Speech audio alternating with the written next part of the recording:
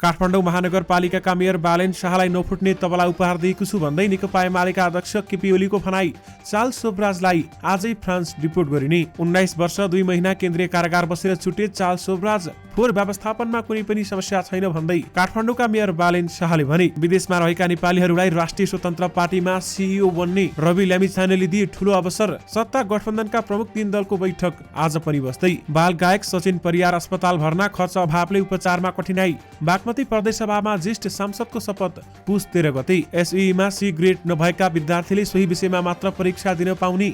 मधेसी भाषामा शपथ गराइएको भन्दै संसद सचिवालयलाई मधेसी आयोगले सोधे स्पष्टीकरण। जेलरलाई सोब्राजको आग्रह, मिडियालाई मेरो फोटो खिच्न नदिनु। सोब्राज छुटेपछि उनका फ्रेन्च वकिलको प्रतिक्रिया, यो पहिले नै हुनु पर्थ्यो। गहुँ आयातमा भारतले नेपाललाई दिने कोटा तोक्यो। काठमाडौँ तराई मधेस द्रुत मार्गलाई चाँडो सक्न अनुगमन र समन्वय समिति गठन। रामकुमार र महेन्द्रले लिए शपथ। खुमलटारमा प्रकाशमान सिंह, सरकारको पहिलो चरण आफूले पाउनुपर्ने प्रचण्डको जिकिर। नेपाल टी20 लिगको विजेताले 55 लाख रुपियाँ पाउने। शंकाकै बीच सुरु भयो नेपाल टी20 लिग। सुनको मूल्य तोलामा 1200 रुपियाँले घट्यो। चार्ल्स सोब्राजलाई भोलि मात्र फ्रान्स पठाइने। चन्दा लिएर कसैलाई सांसद बनाएका छैनौं भन्दै राष्ट्रिय प्रजातन्त्र पार्टीका अध्यक्ष राजेन्द्र लिङ्गदेनले भने। नेपालका डाक्टरलाई प्रश्न, नेपालमा फेरि कोरोना फैलिन लागेको हो त? पूर्व प्रधानमन्त्री राजीव गान्धीका हत्यारालाई रिहा गर्न भारतको सर्वोच्च अदालतको आदेश। प्रचण्डले प्रकाशमान सिंहलाई भने, यसपालि मलाई प्रधानमन्त्री छाड्नुपर्छ। फरक स्वरूपमा कोरोना संक्रमणको जोखिम देखियो, मास्क लगाउनुहोस् भन्दै स्वास्थ्य मन्त्रालयको भनाई। बालकोटमा केपी ओलीको हिसाब, गठबन्धन तोडेर आए प्रचण्डलाई प्रधानमन्त्री दिने। प्रहरी परीक्षक रामेश्वर यादव भ्रष्टाचार मुद्दामा दोषी ठहर। चिसोबाट नागरिकलाई बचाउन रकम खर्च गर्न अख्तियार प्रदान। आजै फ्रान्स फर्किने सोब्राजको जोड। रोकिए जानेछन् दिल्ली बजार जेल। भाषणमा कर्णालीलाई लुम्बिनी लेखिँदा राष्ट्रपतिले मागिन् माफी। केपी ओली भन्छन्, मेरो आदत कसैले नसिक्नु, स्वास्थ्यलाई हानिकारक छ। अमेरिका उडिन् कबड्डी नायिका रिस्मा। प्रचण्डलाई भेटेर प्रकाशमानको आग्रह। शेरबहादुर देउबाको नेतृत्वमा सरकार बनाउन सघाउनुस्। मुख्यमन्त्री पाण्डेले दिए राजीनामा। गठबन्धन गाँठो नपरोस्, शेरबहादुर देउबाले छाडे हुन्छ भन्दै गोकुल बास्कोटाको भनाई। यो सँगै देश विदेशका मुख्य खबर पनि आजकै भिडियोमा। दर्शक महानुभावहरू नमस्कार। स्मार्ट खबरको न्युज अपडेटमा यहाँहरूलाई हार्दिक स्वागत छ। म आर्यन उपानी। सदाको चाहिँ आज पनि हामी उपस्थित भइसकेका छौँ। आजका खबरहरू एकदमै धेरै महत्त्वपूर्ण भएकाले भिडियोलाई अन्तिमसम्म हेर्नुहोला अनि हाम्रो मेहनतका लागि यो भिडियोमा एउटा लाइक अवश्य गर्नुहोला। दर्शक महानुभावहरू, पल पलको न्युज अपडेटका लागि हाम्रो च्यानललाई सब्स्क्राइब गरी नजिकै आउने बेल आइकनलाई क्लिक गर्नुहोला। आउनुहोस् दर्शक महानुभावहरू, आज दिनभरिका मुख्य खबर सुरु गरौँ रवि लामिछानेको प्रसङ्गबाट। दर्शक महानुभावहरू, राष्ट्रिय स्वतन्त्र पार्टीका सभापति रवि लामिछानेले विदेशमा रहेका नेपालीहरूलाई जागिरको अफर गरेका छन्। आज सामाजिक सञ्जाल मार्फत सभापति लामिछानेले चितवन स्थित आफ्नो कार्यालयको प्रमुख कार्यकारी अधिकृत सीईओका लागि विदेशमा रहेका नेपालीहरूलाई जागिरको अफर गरेका हुन्। विदेशमा रहेका व्यवस्थापनमा दखल राख्ने र स्वदेशमा केही गर्न इच्छुक राख्ने व्यक्तिको आफूलाई खाँचो रहेको उनको भनाइ रहेको छ। आफूसँग काम गर्न चाहने त्यस्तो दक्षता भएको व्यक्ति नेपाल फर्किन चाहेमा रिसिभ गर्न आफै एयरपोर्टमा आउने उनले बताएका छन्। यो देशमा मान्छे बाकसबाट मात्र फर्किनुपर्छ भन्ने छैन।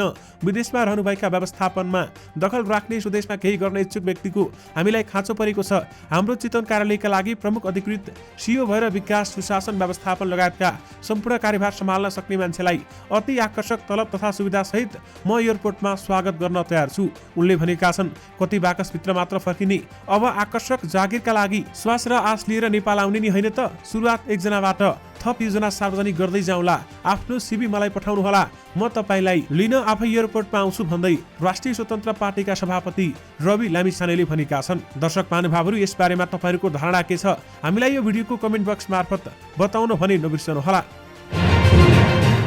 सिरियल किलर फ्रान्सेली नागरिक चार्ल्स सोब्राज नेपाली जेलमा 19 वर्ष 2 महिना बिताएर थुनामुक्त भएका छन्। बिहीबार उनलाई केन्द्रीय कारागार सुन्धाराले थुनामुक्त गरेर दागवन विभाग लगेको छ। अब विभागले उनलाई रिपोर्ट गर्ने प्रक्रिया अगाडि बढाउनेछ, तर सोब्राजले केही समय नेपालमै बस्ने इच्छा व्यक्त गरेका छन्। आज सर्वोच्च अदालतका न्यायाधीश सपना प्रधान मल्ल र दिल प्रसाद श्रेष्ठको इजलासले उमेर र स्वास्थ्य स्थितिलाई कारण देखाउँदै उनलाई थुनामुक्त गर्न आदेश दिएको थियो। कारागार नियमावली 2020 को नियम 29(2) को कले 65 वर्ष उमेर पुगेका कैदीहरूलाई असल चालचलनका आधारमा वा ओछ्यानमा परि निको हुन नसक्ने अवस्थामा 75% सम्मको कैद सजाय छुट्याउन सक्ने व्यवस्था पनि गरेको छ। यद्यपि 19 वर्ष 2 महिना केन्द्रीय कारागार बसेर चार्ल्स सोब्राज छुटेका छन्। दर्शक महानुभावहरू, काठमाडौँ महानगरपालिकाका मेयर बालेन शाहले फोहोर व्यवस्थापनमा कुनै पनि समस्या छैन भन्दै बताएका छन्।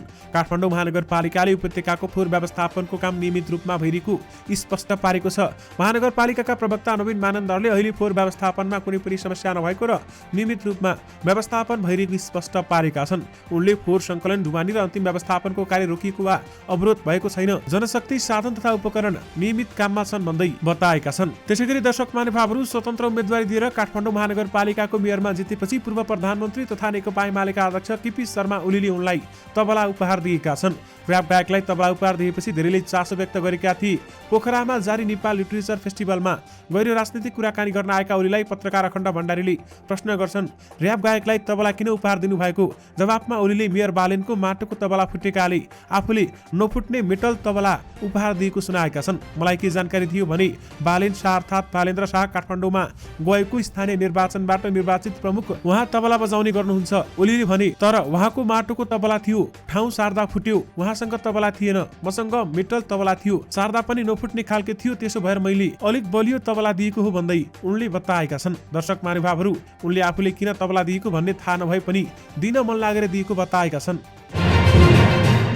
स्वास्थ्यमा समस्या देखिएपछि बालगायक सचिन परियार अस्पताल भर्ना भएका छन्। बुधबार त्रिवी शिक्षण अस्पतालमा भर्ना भएका उनको स्वास्थ्यमा सुधार नआएको उनी निकट कमल सरगमले जानकारी दिएका छन्। युट्युबमा अन्तर्वार्ता दिएर भाइरल समेत बनेका उनले चर्चित टिभी श्रृङ्खला मेरी बासे र अभिनेता राजेश हमालसँग केही साङ्गीतिक भिडियोमा अभिनय गरेका छन्। सरगमले फेसबुकमा तस्बिर सहितको सूचना पोस्ट गर्दै खर्च अभावमा सचिनको उपचार राम्रोसँग हुन नसकेको र उनी बोल्न सक्ने अवस्था नरहेको उल्लेख गरेका छन्। उपचार खर्च जुटाउन ईशा फाउन्डेसन लगायतले पहल गरिरहेको पनि उनले जानकारी दिएका छन् र अस्पताल भर्ना भएका सचिनलाई भेट्न गायक विमल अधिकारी लगायतका कलाकार पनि शिक्षण अस्पताल पुगेका छन्। सचिनका बुवा आमाले पनि उपचारमा सघाउन अपिल गरिरहेका छन्। माओवादी केन्द्रका अध्यक्ष पुष्पकमल दाहाल प्रचण्ड र नेपाली कङ्ग्रेसका नेता प्रकाश मान सिंह बीच आज भेटवार्ता भएको छ। भेटमा नयाँ सरकार गठन बारेमा छलफल भएको थियो। दर्शक महानुभावहरू, कङ्ग्रेस नेता सिंहले पहिलो चरणको सरकारको नेतृत्व नेपाली कङ्ग्रेसले गर्ने गरी सरकार गठन गर्न प्रचण्ड समक्ष प्रस्ताव गरेका थिए भने तर प्रचण्डले सुरुमै आफूले नेतृत्व गर्न पाउनुपर्ने अडान दोहोऱ्याएका थिए। पहिलो चरणमा कङ्ग्रेस र दोस्रो चरणमा माओवादीले सरकारको नेतृत्व गरेर जाउँ, पावर सेयरिङका विषयमा सम्मानजनक ढङ्गले छलफल गरौँ भन्ने हाम्रो आग्रह थियो, प्रकाश मानका सहयोगी युपी लामिछानेले भने। तर प्रचण्डले अरू छलफल गरौँला नै, तर पहिले माओवादीले सरकारको नेतृत्व गर्न पाउनुपर्छ भन्नुभयो भन्दै बताइएको छ। दर्शक महानुभावहरू, लोकतान्त्रिक सिद्धान्त अपनाए पनि पश्चायत पृष्ठभूमिका नेता कार्यकर्ता संस्थापक रहेको राष्ट्रिय प्रजातन्त्र पार्टीले यसपटकको प्रतिनिधि सभा सदस्य निर्वाचनमा तुलनात्मक रूपमा उल्लेखनीय सफलता प्राप्त गरेको छ। मतदाता समक्ष हिन्दू राष्ट्र र राजतन्त्र पुनर्स्थापनाको मागसहित आफ्नो सिद्धान्त माग र कार्यसूची स्थापित गराउन निरन्तर आवाज उठाउँदै आएको र यसबीचमा मुलुकमा राजनीतिक स्थिरता कायम हुन नसकेको लाभ यसपटक राप्रपालाई प्राप्त भएको छ। दर्शक महानुभावहरू, राष्ट्रिय प्रजातन्त्र पार्टीका अध्यक्ष राजेन्द्र लिङदेनले चन्दा लिएर कसैलाई सांसद बनाएका छैनौँ भन्दै राजेन्द्र लिङदेनले बताएका छन् र उनले भनेका छन्, हामी देश र जनताका लागि काम गर्छौँ र सधैँ गरिरहनेछौँ भन्दै उनको प्रतिबद्धता रहेको छ। स्वास्थ्य तथा जनसङ्ख्या मन्त्रालयले कोरोना संक्रमणको जोखिम रहेकाले मास्क प्रयोग गर्न आग्रह गरेको छ। मन्त्रालयका सहप्रवक्ता डाक्टर समीर कुमार अधिकारीले फरक स्वरूपमा कोरोना संक्रमणको जोखिम देखिएकाले पछिल्लो अवस्थालाई मध्यनजर गर्दै सबैमा मास्कको प्रयोग गर्न आग्रह गर्दै विज्ञप्ति निकालेका छन्। मास्क प्रयोग गर्नु हुन, एकअर्कामा भौतिक रूपमा दूरी राख्नु हुन र व्यक्तिगत सरसफाइमा ध्यान दिनु हुन हार्दिक अनुरोध गर्दछौँ भन्दै मन्त्रालयले निकालेको विज्ञप्तिमा उल्लेख गरिएको छ। चीन र भारतमा पछिल्लो समय कोरोना संक्रमण फैलिरहेको छ। पछिल्लो समय नेपालमा ओमिक्रोन भेरिएन्टका संक्रमित मात्रै फेला परेका छन्। छिमेकी मुलुकहरूमा भने देखिएको BF7 भने नेपालमा अहिलेसम्म पुष्टि नभएको मन्त्रालयको भनाइ रहेको छ। यही सन्दर्भलाई लिएर नेपालमा फेरि कोरोना फैलिने जोखिम कति छ भनेर सरुवा रोग विशेषज्ञ डाक्टर शेरबहादुर पुनसँग हामीले कुराकानी गरेका थियौँ र उहाँले अहिलेसम्म नेपालमा आइसकेको छैन, यद्यपि आउने सम्भावना भएकाले सतर्क रहन सबैमा आग्रह गरिएको छ। यद्यपि मास्क सबैले प्रयोग गर्नुहोला। 5 वर्ष कार्यकालका लागि पहिलो प्रधानमन्त्री कसले लिने भन्नेमा कङ्ग्रेस सभापति तथा प्रधानमन्त्री शेरबहादुर देउबा र माओवादी केन्द्रका अध्यक्ष पुष्पकमल दाहाल प्रचण्ड बीच ठोस सहमति जुट्न नसकेका बेलामा दोस्रो ठूलो दल नेकपा एमालेले सत्ता गठबन्धन भत्काउने र वैकल्पिक गठबन्धन बनाउने कसरतलाई तीव्रता दिएको छ। त्यसका लागि एमाले अध्यक्ष केपी शर्मा ओलीदेखि अन्य नेताहरूले समेत आन्तरिक भेटघाट र संवादमा सक्रियता बढाएका छन्। घोषित रूपमै हालको सत्ता गठबन्धन भङ्ग हुनुपर्छ भन्ने मान्यता अघि सारेको एमालेले यदि त्यसो भएमा माओवादी अध्यक्ष प्रचण्डलाई प्रधानमन्त्री मान्न समेत तयार भएको संकेत गरिसकेको छ। यानि कि केपी ओलीको हिसाब किताबमा गठबन्धन तोडेर आए प्रचण्डलाई प्रधानमन्त्री बनाउने बताइएको छ। सिरियल किलरका रूपमा चर्चित 77 वर्षीय फ्रान्सेली नागरिक चार्ल्स सोब्रासले आज रातिसम्म नेपाल छोड्न बल गरेका छन्। 19 वर्ष केन्द्रीय कारागार थुनिएर उनी शुक्रबार बिहान रिहा भएका उनलाई अहिले अध्यागमन विभागमा राखिएको छ भने त्यहाँका अधिकारीहरूसँग आफ्नो भनाइ राख्ने क्रममा उनले आफूले आजै नेपाल छाड्न चाहेको बताएका छन्। मेरो सबै कागजी प्रक्रिया पूरा हुँदैछ, म आजै देश फर्किन चाहन्छु, उनले त्यहाँ भने। अब मलाई यहाँ रोकिरहनु जरुरी छैन, सबै प्रक्रिया पूरा भएर पनि रोक्न नखोजिदिनु भन्दै बताएका छन्। यदि दूतावासले भिसा सहितका प्रक्रिया पूरा गर्न ढिला गरेमा सोब्रासलाई जेलमै फर्काउने तयारी अध्यागमन विभागले गरेको छ। दर्शक महानुभावहरू, त्यसैगरी आज उनी आफ्नो देश नगएमा भोलि उनलाई पठाउने बताइएको छ, यानि कि शनिबार उनलाई आफ्नो देश फ्रान्स पठाउने बताइएको छ। राष्ट्रिय परीक्षा बोर्ड परीक्षा नियन्त्रण कार्यालयले 2079 सालको माध्यमिक शिक्षा परीक्षामा एससीमा C+ ग्रेड प्राप्त गर्न नसकेका विद्यार्थीहरूले सोही विषयमा मात्र परीक्षा दिन पाउने स्पष्ट पारेको छ। कार्यालयले सूचना जारी गर्दै कक्षागत वैशाखमा सञ्चालन भएको एससी परीक्षामा C वा C भन्दा कम ग्रेड प्राप्त गरी भदौ 11 र 12 गतेको पूरक ग्रेड वृद्धि परीक्षामा सम्मिलित भएका र कम्तीमा C ग्रेड प्राप्त गर्न नसकेका विद्यार्थीहरूले सोही विषयमा मात्र परीक्षा दिन पाउने भएकाले सोही अनुसार फारम भराउन सबै शिक्षा प्रदेश परीक्षा व्यवस्थापन कार्यालय र शाखा कार्यालयका सबै शिक्षा विकास तथा समन्वय इकाइलाई अनुरोध गरिएको छ।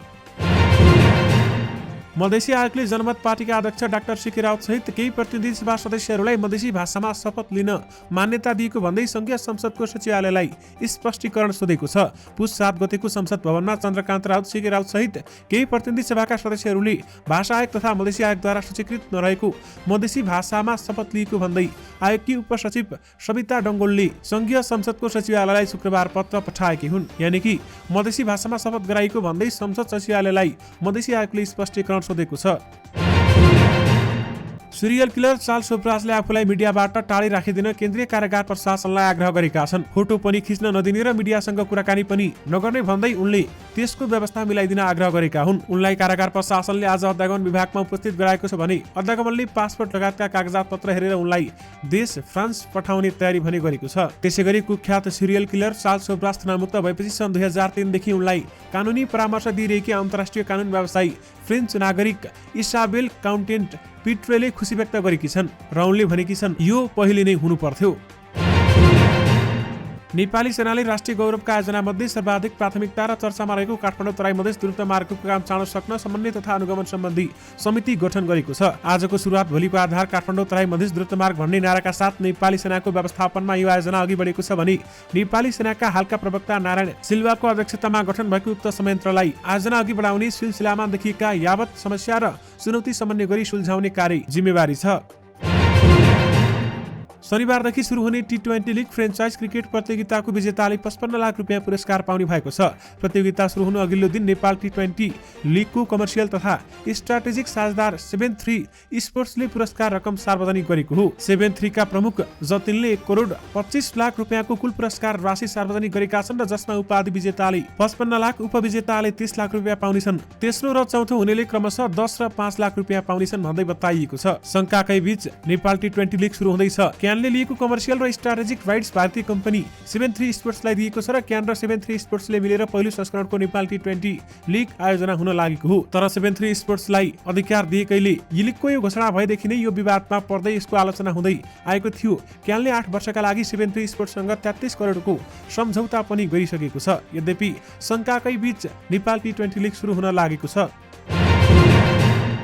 आज सुनको मूल्य तोलामा 1200 रुपियाँले घटेको छ। नेपाल सुनचाँदी व्यवसायी महासंघका अनुसार आज सुनको मूल्य तोलामा 1200 र चाँदीको मूल्य तोलामा 15 रुपियाँले घटेको हो। आज छापावाला सुनको मूल्य 1,03,000, तेजाबी सुनको मूल्य 79,800 र चाँदीको मूल्य प्रति तोला 1,03,90 रुपियाँ तोकिएको छ। सरकारले शीतलहर, हिमपात तथा अत्याधिक चिसोबाट नागरिकलाई बचाउन जिल्लामा रहेको विपद व्यवस्थापन कोषबाट खर्च गर्ने गरी विभिन्न जिल्लालाई अख्तियारी दिएको छ।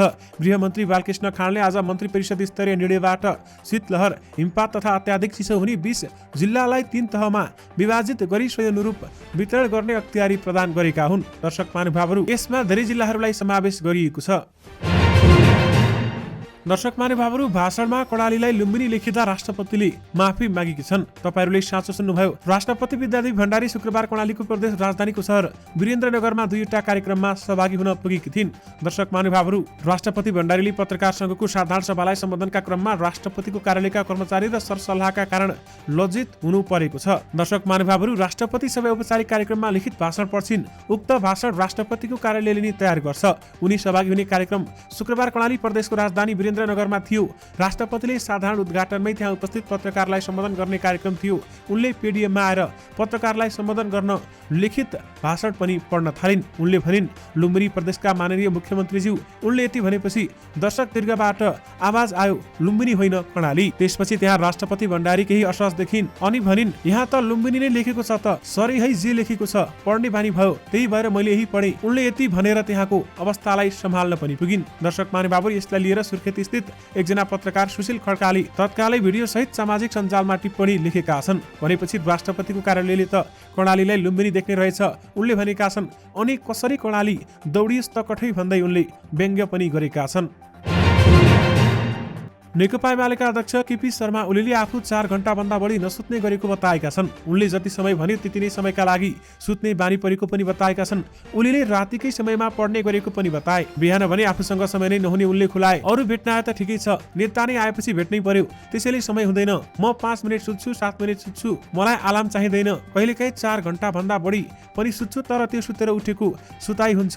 उनले भने, तपाईहरूले मेरो बानी नसिक्नुहोला, राति अबेरसम्म नबस्नु, बरु बिहान सबेरै पढ्नुहोस् भन्दै उनले बताएका छन्। यानि कि ओलीले भने, मेरो आदत कसैले नसिक्नु, स्वास्थ्यलाई हानिकारक छ भन्दै बताएका छन्। बागमती प्रदेशका मुख्यमन्त्री राजेन्द्र प्रसाद पाण्डेले पदबाट राजीनामा दिएका छन्।